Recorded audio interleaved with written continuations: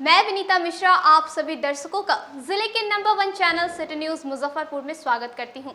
खबरों की ओर बढ़ने से पहले आइए एक नजर डालते हैं आज की सुर्खियों पे। हेडलाइंस के प्रायोजक हैं नीलकमल एक्सक्लूसिव शोरूम। चक्रवाती तूफान यास का असर सुबह से ही जिले में दिखा। तेज हवाओं के साथ साथ दिन भर हुई बारिश से शहर में कई जगहों पर पेड़ गिरे। पटना के बाद जिले के एसकेएमसीएच में भी डॉक्टरों ने ब्लैक फंगस के मरीजों का किया सफल ऑपरेशन। और शहर के जल जमाव की समस्या को लेकर जिलाधिकारी ने निगम अधिकारियों के साथ की बैठक। तो ये थी आज की सुर्खियां, अब खबरें विस्तार से। चक्रवाती तूफान यास का असर जिले में सुबह से ही देखने को मिला। तेज हवाओं के साथ दिन भर बारिश होती रही। मौसम विभाग के अनुसार अगले 2 दिन तक तेज हवाओं के साथ भारी बारिश होने की संभावना है। पश्चिमी बंगाल और उड़ीसा में तबाही मचाने वाले चक्रवाती तूफान यास का असर जिले में सुबह से ही देखने को मिला। आसमान में चारों ओर काले घने बादलों ने घेरा रखा था। दिन भर तेज हवाओं के साथ बारिश होती रही। तेज हवाओं के कारण शहर में कई जगहों पर पेड़ गिर गई। चक्रवाती तूफान यास के डर से लोग दिन भर घरों में ही डूबे रहे। हालांकि मौसम विभाग के अनुसार अगले 2 दिन तक तेज हवाओं के साथ भारी बारिश होने की संभावना जताई जा रही है। जिलाधिकारी ने बताया कि चक्रवाती तूफान यास को लेकर जिले के सभी प्रखंड पदाधिकारी को अलर्ट किया गया है। उन्होंने भारी बारिश से आम लोगों को घरों से नहीं निकलने की अपील की। अभी हम लोगों ने सभी प्रखंड विकास पदाधिकारियों और सभी अंचल अधिकारियों के साथ बैठक कर यास जो चक्रवात आ रहा है, जो अभी प्रभावी भी दिख रहा है, बारिश हो रही है, इसको लेकर के हम लोगों ने सभी को अलर्ट किया है। और इसके अतिरिक्त हर एक क्षति की सूचना प्रत्येक 3 घंटे पर हम लोग प्राप्त कर रहे हैं और उसके माध्यम से हम लोग प्रत्येक 3 घंटे पर राज्य में भी आपदा विभाग को अपडेट कर रहे हैं। अभी तक किसी भी क्षति की सूचना नहीं है और हम लोग बिल्कुल अलर्ट मोड पर हैं। ग्रामीण क्षेत्रों में लोगों को भी हम लोग कहना चाहते हैं कि तेज़ बारिश आती है तो ऐसी स्थिति में हम लोग का जो पुराना अनुभव है, बिजली गिरने की शिकायत आती है, तो लोगों से अनुरोध है कि जब ऐसा मौसम रहे तो अपने घर में रहें। चक्रवाती तूफान यास ने 2 राज्यों में भारी तबाही मचाने के बाद बिहार और झारखंड में इसका खतरा मंडराने लगा है। पटना के बाद जिले के एसकेएमसीएच अस्पताल में डॉक्टरों ने ब्लैक फंगस के मरीजों का सफल ऑपरेशन कर लोगों में नई उम्मीद की किरण जगाई। पटना के बाद अब मुजफ्फरपुर के एसकेएमसीएच में पहली बार ब्लैक फंगस का सफल ऑपरेशन हुआ। एसकेएमसीएच के डॉक्टर की टीम ने 4.5 घंटे तक ऑपरेशन कर मुंह, आंख, नाक के मेगाडेला बोन पर लगे फंगस को काटकर हटाया। जिले में कोरोना संक्रमण के साथ ही अब ब्लैक फंगस के 5 मरीज मिलने के बाद स्वास्थ्य विभाग अलर्ट मोड में है। एसकेएमसीएच में 4 मरीजों का इलाज चल रहा है, वहीं एक को गंभीर हालत में पटना रेफर किया गया है। पटना के बाद मुजफ्फरपुर के एसकेएमसीएच में भी ब्लैक फंगस के मरीजों का इलाज हो रहा है। आपको बता दें कि मधुबनी इलाके की एक महिला को उनके परिजन इमरजेंसी वार्ड में लेकर पहुंचे। जांच के बाद चिकित्सकों की सलाह पर ब्लैक फंगस का ऑपरेशन किया गया। इसमें मुख्य रूप से न्यूरोसर्जन विभागाध्यक्ष doctor Deepak Kar, doctor Munali Raman, doctor Sujeet Kumar, doctor Praveen Kumar और डॉक्टर बुरहानुद्दीन की टीम और पारा मेडिकल कर्मियों ने सहयोग किया। न्यूरोसर्जन विभागाध्यक्ष डॉक्टर दीपक कर ने सिटी न्यूज से खास बातचीत में बताया कि मरीजों के आंख, नाक, कान और मुंह ब्लैक फंगस से काफी संक्रमित थे। इसे निकालने में काफी लंबे समय लगा। जो अंग पूरी तरह संक्रमित थे उसे काट कर हटाना पड़ा।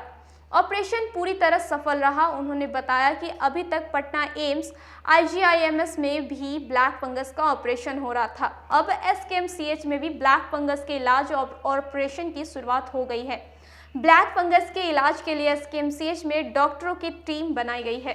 पटना के बाद मुजफ्फरपुर के एसकेएमसीएच में ब्लैक फंगस का पहला ऑपरेशन सफल हुआ। मेरे साथ यहाँ डॉक्टर दीपक रन हैं मौजूद हैं, उन्हीं से बात करते हैं कि सर कितना टफ हुआ है इस ऑपरेशन में। ये ऑपरेशन एक्चुअली म्यूटिलेटिंग सर्जरी है। इसमें हमें मैग्जिला निकालना पड़ा, राइट मैग्जिला निकाल करके जो डिब्राइडमेंट करनी होती है, बहुत ही एक्सटेंसिव डिब्राइडमेंट होता है, क्योंकि ये बहुत ही फल्मिनेंट डिजीज़ है, बहुत जल्दी स्प्रेड करता है। तो काफ़ी टाइम टेकिंग था, लगभग 4.5-5 घंटे हम लोगों की टीम ऑपरेशन की और हम लोगों ने दाएं तरफ का मैग्जिला निकाला, स्फेनॉइड साइनस भी क्लीन करा, एथमॉइड साइनस भी क्लीन करा, मैग्जिलरी साइनस भी क्लीन करा, और राइट ग्लोब, जो आँख का जो ग्लोब होता है वो भी हम लोगों ने एक्जेंट्रेट करा, उसको एक्जेंट्रेशन बोलते हैं, वो भी सक्सेसफुली किया है। और पेशेंट अभी वाइटल्स स्टेबल हैं और कमांड ओबे कर रही हैं। होपफुली आने वाले दिनों में और बेहतर होने की उम्मीद है और हम उम्मीद करते हैं कि वो चल के घर जाएंगी, क्योंकि दवाइयों का, संसाधनों का और हमारे डॉक्टर की टीम का पूरा सहयोग है। हर कोई वॉर लेवल पे चाह रहे हैं कि इस पेंडेमिक का अंत हो, इस म्यूकोरमाइकोसिस का जो नया एक फेज आया है, एक एपिडेमिक की तरह आ रहा है, इसमें हम लोग लोगों की मदद कर सकें और सारा इलाज मुजफ्फरपुर में ही हो पाए।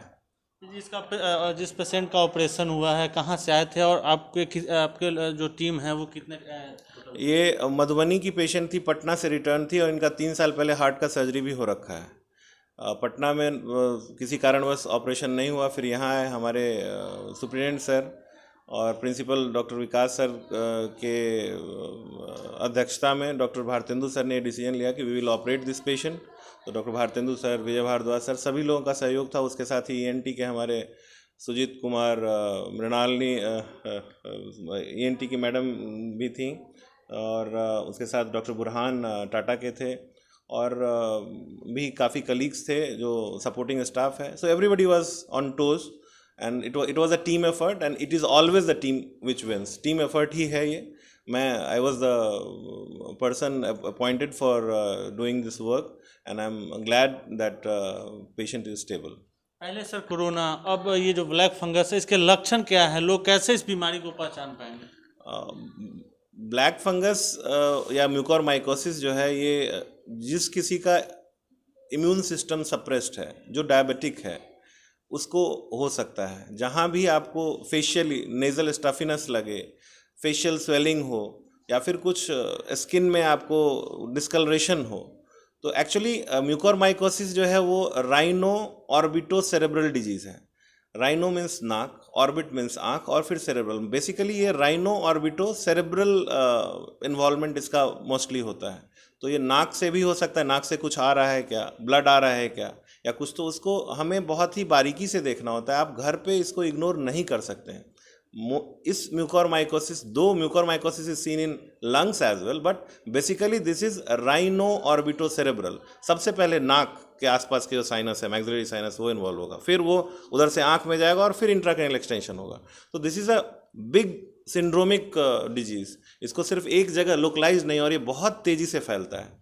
तो इसीलिए इस थोड़े से भी लक्षण आपको हों, आँख नाक में कोई भी दिक्कत हो, तो आप तुरंत नज़दीकी क्वालिफाइड डॉक्टर्स के पास मिलिए। SKMCH आइए, सदर जाइए, but you must visit your doctor and consult properly in time, because time lapse होगा, फिर it will be very difficult to save the patient. SKMCH में क्या कुछ व्यवस्था की गई है ब्लैक फंगस को लेकर? SKMCH में एक कोर कमेटी का गठन किया गया है, जिसमें doctor Bharatendu sir, doctor Vijay Bhardwaj sir, doctor Shailendra Kumar sir, doctor Sanjay Kumar sir, मैं, डॉक्टर सुजीत और ENT के लोग, ENT के डॉक्टर्स, कुछ टाटा के डॉक्टर्स भी हैं। हम 5-6 लोगों का एक टीम है जो इसको क्लोज मॉनिटरिंग कर रहा है। ENT वाले वर्कअप कर रहे हैं। We all work together in as a team. So it's a team effort, और सब लोग लगे हुए हैं कि काम अच्छा हो। और इसमें हमारे सीनियर्स, खास करके सर्जिकल फैकल्टी के doctor Bharatendu sir, Vijay Bhardwaj sir का काफ़ी अहम योगदान है, because they are our guiding stars. So we are thankful to them for supporting us in all the ways they can. Black fungus मरीजों को क्या सावधानियां बरतने की जरूरत है? अननेसेसरी स्टेरॉयड ना खाएं फर्स्ट एंड फॉरमोस्ट, और खुद से इलाज ना करें। सेल्फ मेडिकेशन एकदम नहीं करना है। आप बिना डॉक्टरी सलाह के कोई भी दवा ना लें। Over the counter drug should be band at this stage of time, and earliest symptoms को पहचान करके आपको डॉक्टर के पास जाना है। बिकॉज ब्लैक फंगस अगर एक बार हो गया और आपने डिले करा तो दिक्कत होगी। इनिशियल स्टेज में हो सकता है कि आप एम्फोटेरिसिन बी, जो गवर्नमेंट का फ्री सप्लाई है, वो लेने से भी बिना सर्जरी के भी आप निकल सकते हैं। लेकिन अगर आपने लेट किया एंटी फंगल स्टार्ट करने में, तो दिक्कत हो सकती है, और लोगों को हो रही है। बिल्कुल सावधानियां बरतने की ज़रूरत है। ये थे डॉक्टर दीपक करन, जो कि सारी बातें बता रहे थे कि ब्लैक फंगस के मरीज़ जो हैं उनको जल्द ही, अगर उन लक्षण कुछ दिख रहा है तो जल्द ही नज़दीकी डॉक्टर से कांटेक्ट कर और इलाज करवा सकते हैं। और ज़्यादा इलाज के लिए मुजफ्फरपुर के SKMCH भी है, यहाँ भी आके कांटेक्ट कर सकते हैं। डॉक्टर जो विशेषज्ञ हैं उनसे जानकारी ले सकते हैं। तो सावधान रहिए, अलर्ट रहिए, अपने परिवार की सुरक्षा खुद कीजिए। मैं अपने सहयोगी विकास के साथ सोनू शर्मा, सिटी न्यूज़, मुजफ्फरपुर। वहीं जिलाधिकारी प्रणब कुमार ने बताया कि ब्लैक फंगस को लेकर SKMCH में ऑपरेशन की व्यवस्था की गई है, जिसमें एंटी मेडिसिन और अन्य डॉक्टरों की टीम बनाई गई है। ब्लैक फंगस को लेके भी ट्रीटमेंट किया जा रहा है। सबसे पहले मैं बताना चाहूँगा कि एक OPD की व्यवस्था की गई, जिसमें ENT मेडिसिन एवं अन्य डॉक्टर्स रहते हैं, और वैसे लोग जिनको सस्पेक्ट है वहाँ जाकर के OPD में अपना सलाह ले सकते हैं। इसके पश्चात जो वैसे पेशेंट जिनमें कि उनके जब चिन्हित हो जाता है कि उनमें ब्लैक फंगस या एज सच कोई फंगल इन्फेक्शन है, तो उसके ट्रीटमेंट या ऑपरेशन, ये सारी व्यवस्थाएं यहाँ पर उपलब्ध हैं। और इसका सफलतापूर्वक ऑपरेशन भी कल किया गया। आज भी एक प्लान था जो कि किया जा रहा होगा। तो ये लगातार यहाँ चिकित्सकीय व्यवस्था के तहत ब्लैक फंगस का भी यहाँ पर इलाज किया जा रहा है। मुजफ्फरपुर की शान कही जाने वाली शाही लीची की मिठास अब ब्रिटेन के लोग भी चखेंगे। पहली बार शाही लीची को एक्सपोर्ट कर ब्रिटेन के लिए भेजा गया। जिले की शाही लीची का स्वाद अब ब्रिटेन के लोग भी चखेंगे। इस मौसम की शाही लीची की पहली खेप हवाई मार्ग से ब्रिटेन को निर्यात की गई। उप विकास आयुक्त सुनील कुमार झा ने बताया कि GI प्रमाणित उत्पादकों के निर्यात को बढ़ावा देने के साथ ही लीची उत्पादकों को लाभ पहुंचाने के उद्देश्य से लीची को विदेश भेजा गया। शाही लीची के निर्यात के लिए पादप स्वच्छता प्रमाण पत्र पटना से नवस्थापित प्रमाणन सुविधा से जारी किया गया। लीची की पहली खेप जिले के किसानों के बागानों से ली गई, जिसके लिए जिले के लीची उत्पादकों को धन्यवाद कहते हुए उन्होंने बधाई भी दी। लीची पहली बार जियो टैग अपनी पहचान के साथ ब्रिटेन आयात की गई है, क्या कुछ? देखिए, मुजफ्फरपुर की लीची की पहचान जो है पूरे विश्व में, और उसी के आलोक में मतलब भारत से बाहर के रहने वाले भी लोग चाहते हैं कि मुजफ्फरपुर की लीची उन्हें खाने को मिले। तो उसी के कारण जो है इस बार लॉकडाउन रहते हुए भी जिला पदाधिकारी के सौजन्य से यहाँ पर लीची टास्क फोर्स का गठन किया गया है मेरी अध्यक्षता में। और जो किसान चाह रहे थे कि उनकी लीची जो है सो भारत से बाहर जाए, तो उसके लिए होता है क्या कि भारत सरकार का जो कृषि मंत्रालय है उसके द्वारा जो है फाइटोसैनिटरी टेस्ट होता है, और वह सर्टिफिकेट, उस टेस्ट का सर्टिफिकेट जब मिल जाता है तो उसके बाद ही हम लोग उसको विदेश भेजते हैं। तो वह जो है सो मुजफ्फरपुर की लीची ने उस टेस्ट में पास किया, और उसी के आलोक में जो है सो इसको भेजने की परमिशन मिली है, और उसी के आलोक में लीची जो है। वहीं जिलाधिकारी प्रणब कुमार ने भी लीची किसानों को बधाई देते हुए कहा कि पहली बार हमारे यहाँ से ब्रिटेन लीची भेजी गई है। यहाँ से पहली खेप में 523 कार्टन लीची भेजी गई। इस साल शुरुआत हुई है, आगे भी दूसरे देशों में लीची भेजी जाएगी। सबसे पहले तो मैं इसके लिए लीची के ग्रोवर्स को, एग्रीकल्चर डिपार्टमेंट को बहुत बहुत शुभकामनाएं देता हूं कि मुजफ्फरपुर की शाही लीची, जो कि मुजफ्फरपुर की विशिष्ट पहचान है, इसको अंतर्राष्ट्रीय स्तर पर भी लोगों ने जाना है, और इसको स्पेशल जो निर्यात के लिए जो स्पेशल सर्टिफिकेट मिलता है, वो सर्टिफिकेट भी से प्राप्त हुआ है। उसके लिए भी मुजफ्फरपुर के लीची ग्रोवर्स शुभकामना और बधाई के पात्र हैं। आने वाले दिनों में भी हम लोग चाहेंगे कि मुजफ्फरपुर की पहचान लीची विश्व में कई देशों में इसका निर्यात हो। जिले में एईएस लगातार अपना पांव पसार रहा है। पिछले कई दिनों में चमकी बुखार से पीड़ित बच्चे SKMCH में भर्ती हुए।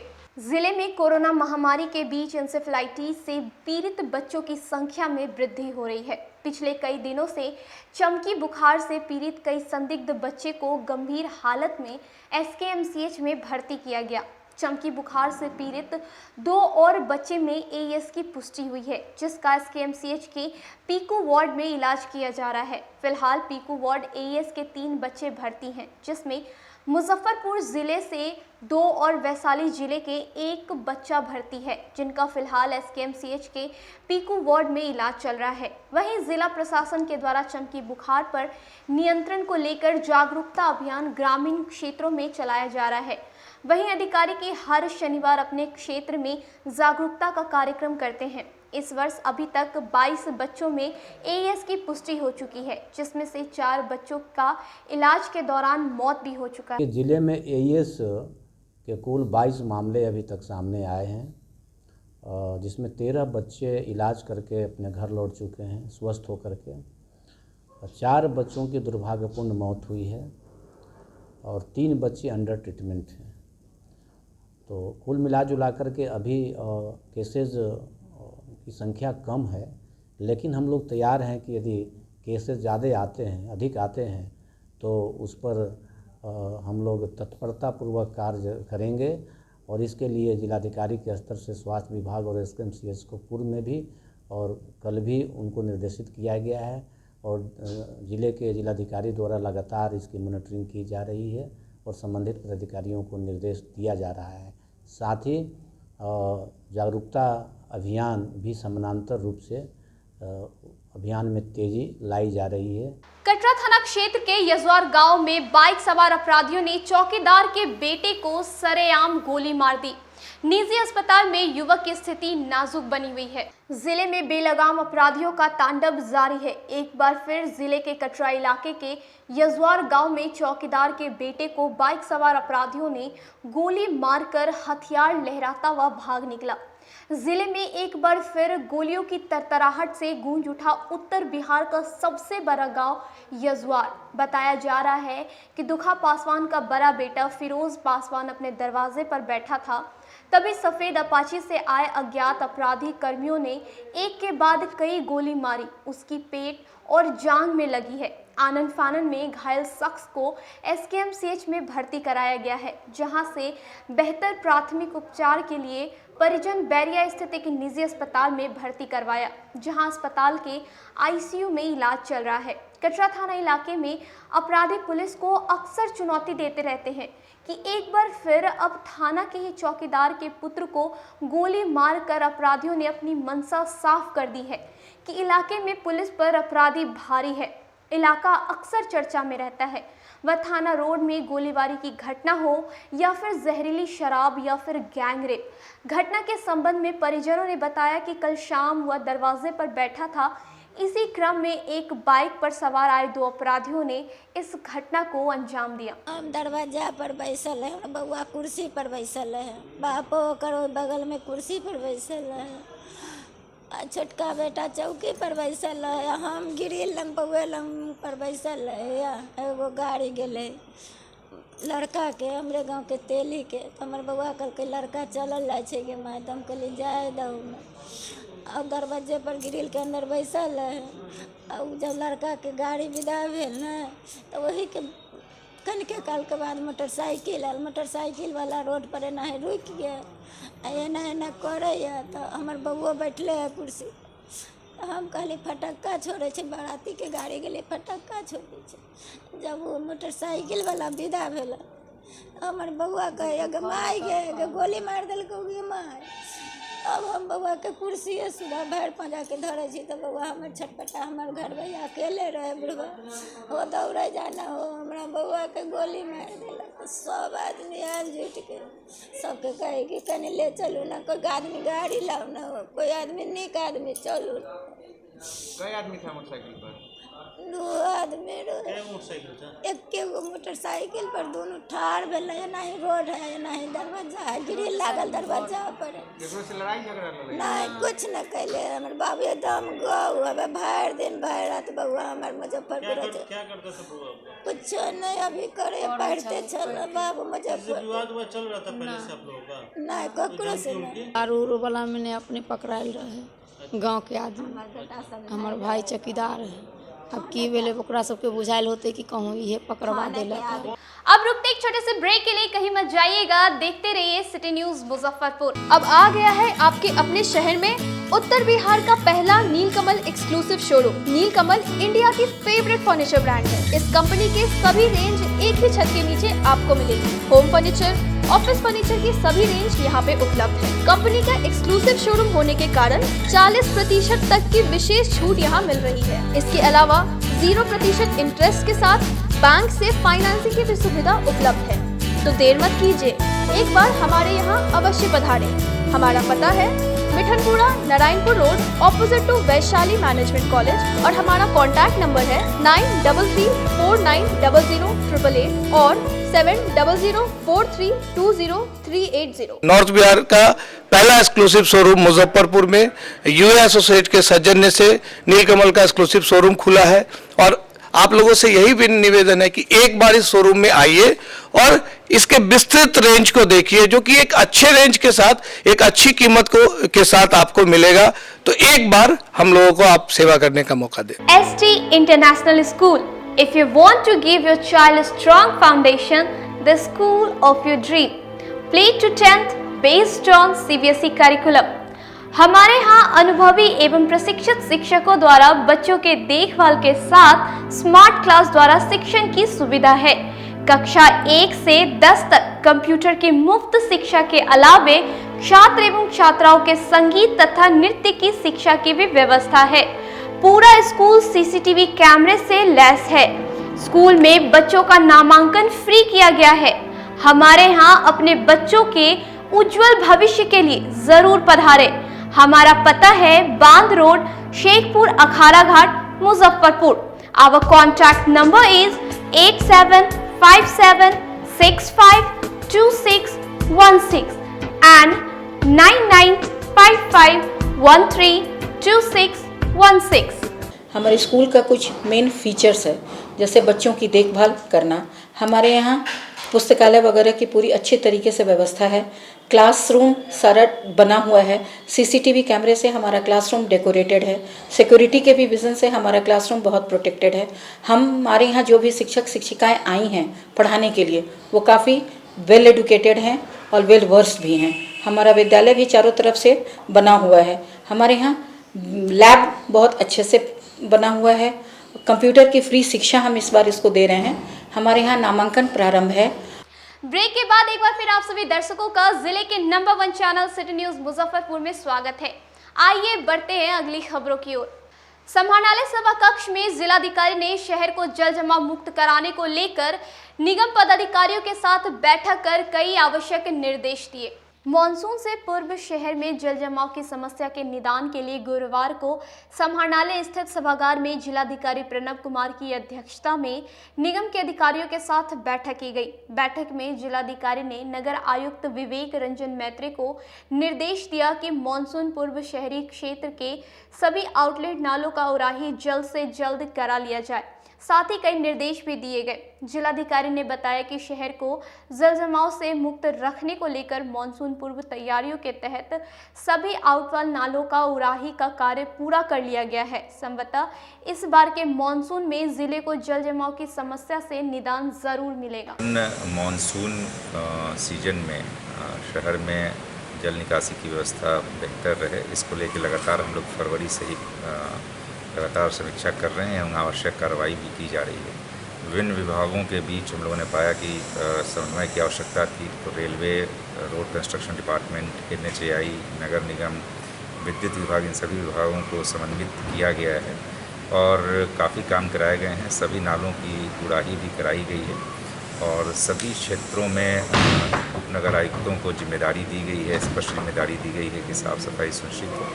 आज की समीक्षा में जानकारी मिली कि सभी जो हमारे मुहाने हैं, जो कि आउटफ्लो जहां से निकलता है, सभी को क्लीन करा लिया गया है। शहरी क्षेत्र के नालों की पूरी सफाई करा ली गई। इसके अतिरिक्त हाई पावर के हम लोगों ने पंपिंग सेट भी प्रोक्योर या किराए पर रखा है कि आवश्यकता पड़ने पर उसको पंप आउट वाटर को किया जा सके। बुडको के द्वारा बेला इंडस्ट्रियल एरिया तक नाले का भी निर्माण कराया गया है। इसके अतिरिक्त रोड्स जो बनाई जा रही है शहर में RCD के द्वारा, उसमें भी नाले की व्यवस्था की गई, जिसके माध्यम से पानी की निकासी संभव हो पाएगी। अय्यरपुर थाना पुलिस द्वारा पकड़े गए 4 शराब कारोबारी से पूछताछ करने के बाद न्यायालय में प्रस्तुत कर जेल भेज दिया गया। अय्यापुर शराब मामले में पुलिस ने कार्रवाई करते हुए पकड़े गए ट्रैक्टर चालकों के निशानदेही पर 4 कारोबारी को गिरफ्तार किया है, जिसमें से 3 कारोबारी उत्तर प्रदेश का रहने वाला है तो 1 कच्ची पक्की का रहने वाला है। गिरफ्तार सभी कारोबारी से पूछताछ के बाद पुलिस ने गुरुवार को न्यायालय में प्रस्तुत कर जेल भेज दिया। आपको बता दें कि 2 दिन पहले गुप्त सूचना के आधार पर अय्यापुर थाना की पुलिस ने भिखनपुरा इलाके में छापेमारी कर ट्रैक्टर के तहखाने में छुपाकर ले जा रही भारी मात्रा में शराब बरामद की थी। पुलिस ने मौके से ट्रैक्टर चालक को भी गिरफ्तार किया था, जिसके निशानदेही पर पुलिस ने कच्ची पक्की चौक के समीप से मुन्ना कुमार व उत्तर प्रदेश के 3 बड़े शराब कारोबारी को गिरफ्तार किया है, जिसमें उत्तर प्रदेश के कुशीनगर जिला के तारे सुजान थाना क्षेत्र के रामचंद्रपुरा गांव के भोला कुमार, राजेंद्र कुमार और राम प्रसाद सिंह शामिल हैं। वहीं पुलिस की पूछताछ में गिरफ्तार कारोबारी ने एक बड़े कारोबारी का नाम बताया जो अभी फरार चल रहा है, जिसकी गिरफ्तारी के लिए पुलिस छापेमारी कर रही है। मामले में अय्यापुर थानाध्यक्ष सुनील कुमार ने बताया कि शराब मामले में कुल 4 लोगों को गिरफ्तार किया गया है, जिसका सिंडिकेट उत्तर प्रदेश से जुड़ा हुआ है। पूछताछ में कुछ और कारोबारी का नाम सामने आया है। गिरफ्तार के लिए छापेमारी जारी है। अधिकारी के आदेशानुसार हम लोग सूचना पर हम लोग छापेमारी किए थे। छापेमारी में हम लोग को ट्रैक्टर पकड़ाया था। ट्रैक्टर के तहखाने से शराब बरामद हुआ था। उसी जगह पर से और 4 व्यक्ति गिरफ्तार हुए हैं, जो 3 को यूपी का है और 1 मनियारी का रहने वाला है। सभी को गिरफ्तार कर जेल भेजा जा रहा है। उन लोगों तक लिंक कैसे पहुँचा? वरीय पदाधिकारी के द्वारा सूचना दिया गया था कि चौर में ट्रैक्टर के तहखाना में शराब छिपा कर ला रहे हैं। इस सूचना पर गए, पकड़े जाने पर पूछताछ किए। पूछताछ करने पर जो और भागने में सफल हो रहे थे उस सब के यहाँ छापेमारी किए।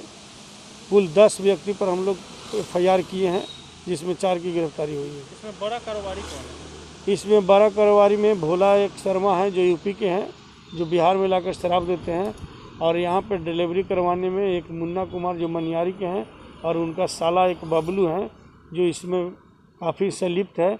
उन लोग कई बार शराब वहाँ से लाकर भिन्न स्थानों पर दिए हैं, लेकिन पुलिस से बच रही थी, लेकिन इस बार नहीं बच पाई। एक और राजा है जो भिखनपुरा के रहने वाला है, जो स्थानीय लेवल पर वो सप्लाई करता है। भोला की गिरफ्तारी कहाँ से हुई है? भोला की गिरफ्तारी PO पर से हुआ है। चक्रवाती तूफान यास का असर जिले में दिखा। तूफान के कारण औराई प्रखंड के रामपुरा गांव में एक पेड़ घर पे गिर गया, जिसके कारण पूरा घर क्षतिग्रस्त हो गया। जिले में यास चक्रवात का असर दिखना शुरू हो गया है। जिले में तेज आंधी के साथ बारिश पिछले 2 दिनों से हो रही है। एहतियात के तौर पर अपने अपने घरों में लोग छुपने लगे हैं। जिला प्रशासन ने यास तूफान से निपटने के लिए नगर निगम क्षेत्र एवं नगर पंचायत में विशेष टीम गठन करने का निर्देश दिया है, ताकि यदि कहीं जल जमाव होती है तो उसे स्थायी पंप के माध्यम से जल्द निकासी किया जा सके। उसकी मॉनिटरिंग अपने अपने क्षेत्र के अनुमंडल पदाधिकारी, प्रखंड में अंचलाधिकारी करेंगे। नगर निगम की टीम विशेष टीम के माध्यम से शहरी क्षेत्र में जल जमाव होने पर निकासी करेगी। वहीं इस तूफान में औराई थाना क्षेत्र के रामपुर में चक्रवात के आए हवा के झोंके से एक बड़ा पेड़ घर के ऊपर गिर गया। घर के ऊपर गिरने से घर पूरी तरह से क्षतिग्रस्त हो गया। घर में मौजूद महिला ने बताया कि बारिश और तेज हवा चल रही थी, इसके लेकर हम लोग घर के अंदर थे। इसी दौरान तेज हवा आने से घर के ऊपर सिमर का पेड़ गिर गया, जिससे घर पूरी तरीके से क्षतिग्रस्त हो गया। हम काफ़ी गरीब हैं, रहने का कोई साधन नहीं है और जाएं तो जाएं कहाँ हम लोग। सब गोरा सोई हुई थी, बस एक बैग चरचराना, एक आदमी खाना बना रहे थे, अब 2-3 आदमी घर में सोया था, तो सोया था तो चरचरा के एक बार गिरा, गाछ का पेड़ गिर गया। बबुआ हम अब खाए बगैर हम अब तरह जाएंगे, घर कहाँ से बनाएंगे? रार मुसमात है, हमारा कोई सहारा नहीं है। सब अपना अपना, एगो बेटा सब पियक्कर है, अपना पेट जोड़ू को लेके है, हमारा कोई नहीं है। कैसे घटना घटा है? ये हवा आया तेज की, अब 2 बार हिला है पेड़, अब पेड़ गिर गया घर पर, और घर लेके नीचे बैठ गया। कहाँ पर थे वो? वही जान, हम घरे में थे, घरे में वही जो चरचरा के पेड़ गिर गया, तब रात पूरा बाहर निकले नहीं। यहाँ पे यहाँ खपड़ा वाला घर में हम अंदर सोए हुए थे और तेज हवा आया और ये सिमल का पेड़ गिरा हुआ, यहाँ पूरा मोटा सिमल का पेड़ गिर गया हवा से मेरे घर पे, वो तो ईंटा पत्थर मेरे पैर पे गिरा, हम कैसे करके भागे घर में से। अच्छा, कोई नुकसान हुआ? नहीं, थोड़ा बहुत चोट आ गया, पैर उर में आ गया थोड़ा चोट। वार्ड 42 में जल जमाव की समस्या को लेकर स्थानीय लोगों ने वार्ड पार्षद और निगम प्रशासन के खिलाफ जमकर प्रदर्शन किया। शहर के वार्ड 42 में नालों की उराही नहीं होने से मोहल्ले में लगे जल जमाव और जर्जर सड़क की समस्या को लेकर गुरुवार को मोहल्ले वासी सड़क पर जमकर वार्ड प्रदर्शन के विरोध में जमकर प्रदर्शन किया। वहीं प्रदर्शन कर रहे स्थानीयों ने बताया कि इस इलाके में पानी की निकासी नहीं हो पा रही है और कई महीनों से लोग नालियों के गंदे पानी के बीच रह रहे हैं, लेकिन कोई देखने वाला नहीं है। इसको लेकर नगर आयुक्त से कई बार बात हुई और पहले भी आंदोलन किया गया था, लेकिन कुछ हुआ नहीं। 40 के अंतर्गत कालीबाड़ी रोड में 3-4 गली है, जैसे श्री राम आशीष राम मार्ग, श्री कृष्णा श्याम पथ और बालाजी हनुमान मंदिर के बगल वाली गली और मेन रोड। इन सभी का बरसात के दिनों में बहुत स्थिति बहुत भयावह हो जाता है। सभी के घरों में पानी घुस जाता है, आना जाना मुश्किल हो जाता है और कोई सुनने वाला नहीं है। पिछले साल भी हम लोग इसके खिलाफ आवाज उठाए थे, जिसके गवाह आप स्वयं हैं। नाले की उड़ाई नहीं हुई है? नहीं, कुछ नहीं हुआ। चतुर्भुज स्थान चौक से लेके मालीघाट चौक तक, चतुर्भुज स्थान चौक से लेके मालीघाट चौक तक नाली जो है पूरी पैक है, ढाला हुआ है, तो उसमें मटेरियल मतलब कादो पूरा एकदम जाम है। समस्या है ओवरऑल, ये काली वाली रोड की समस्या है, वार्ड 42 की समस्या है। जनता जो दुखी है पानी लगने से दुखी है। नाला की सफाई अगर समय पर हो जाती तो ये समस्या ही नहीं होती। इसके लिए कहीं ना कहीं जिम्मेदार हमारे नगर विधायक भी हैं। नगर विधायक ने जीतने के बाद अभी घर से निकलने का काम नहीं किया, उनका स्वास्थ्य कारण हो सकता है। क्या होता है कि वो अगर सिर्फ फ़ोन पे लाइन अप कर लेते, मेयर उनका है, सरकार हमारी है, लेकिन चूंकि नगर विधायक के सामंजस्य से ही काम होता है। जब तक कि नगर विधायक और हमारे मेयर साहब, हमारे वार्ड पार्षद महोदय इस पर निर्णय नहीं लेंगे, हमारे सारे वार्ड की समस्या यही रहेगी। मेरा सबसे यही गुजारिश है कि आप लोग इस पर थोड़ा सा जागरूक होइए कि जनता की समस्या से जनता को मुक्ति मिले। कितने घरों में ये जल जमाव? ये लगभग हमारे अंदाज से 700-800 घर है जिसमें ये समस्या है, और सभी लोग को इस पर, अभी कोरोना का समय है, साफ सफाई पे ज़्यादा फोकस रखना है। तो अगर रोड पे नाला रहेगा, कादो रहेगा, तो लोग ऐसे ही परेशान रहेंगे, कीड़ों का जो सामंजस्य है वो और बढ़ेगा। आज के लिए बस इतना ही है। मुझे और मेरी पूरी न्यूज़ टीम को दीजिए इजाज़त। नमस्कार।